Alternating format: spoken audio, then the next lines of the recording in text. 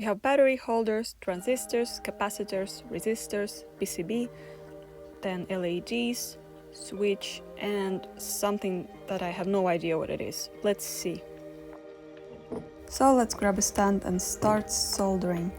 And actually, conveniently at that point I realized that I ran out of solder and I need to go to the shop to get a new one.